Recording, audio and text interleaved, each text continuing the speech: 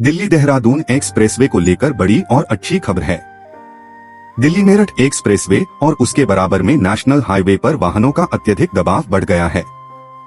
शनिवार को एक्सप्रेसवे पर दबाव सीरीज के तहत रोड सेफ्टी एजेंसी की सर्वे रिपोर्ट प्रकाशित की गई।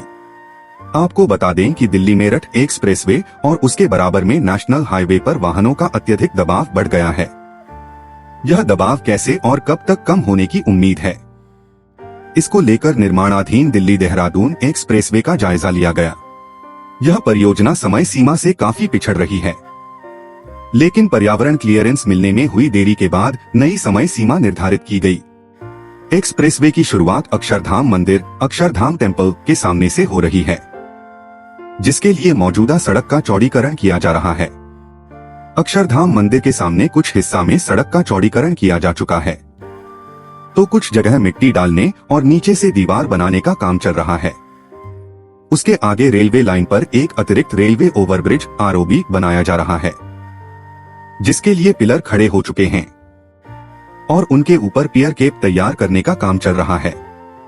इसके बाद गीता कॉलोनी के सामने भी पुल पर काम चल रहा है। इस पूरे हिस्से में करीब 70% काम पूरा किया जा चुका है। दिल्ली की सीमा में एक्सप्रेसवे का अधिकांश हिस्सा एलिवेटेड कॉरिडोर है। गीता कॉलोनी के साथ Ramesh park, Shastri park, signature bridge तक का हिस्सा एलिवेटेड कॉरिडोर के जरिए कवर होगा।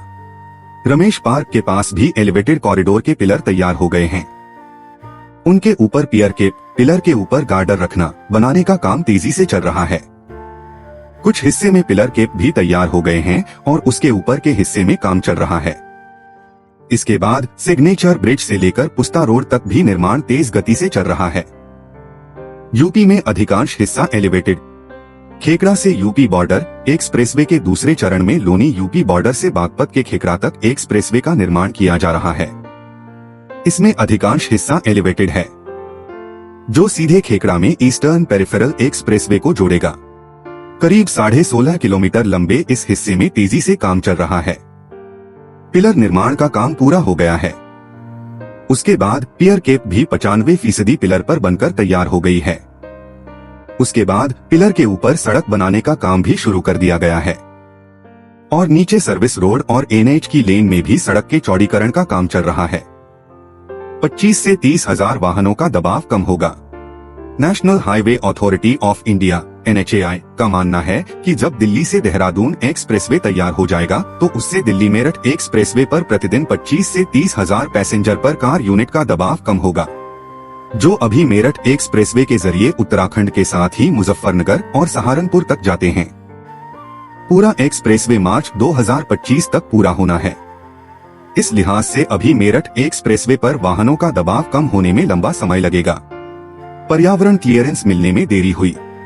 पहले 2 चरण का काम मार्च 2022 तक पूरा हो जाना था, लेकिन प्रोजेक्ट निर्माण से पहले पर्यावरण एनवायरनमेंट संबंधित क्लियरेंस मिलने में देरी हुई। पहले चरण का काम करीब 15 महीने देरी से शुरू हुआ, जबकि दूसरे चरण का काम भी करीब 11 महीने तक प्रभावित रहा। दूसरे चरण का काम पहले गायत्री कंपनी को दिया गया था, जिसने काफी समय तक रोके रखा। इसके बाद प्रोजेक्ट दूसरे कंपनी को हस्तांतरित किया गया। फिलहाल निर्माण कार्य तेजी से चल रहा है और लक्ष्य पूरा करने की तैयारी है।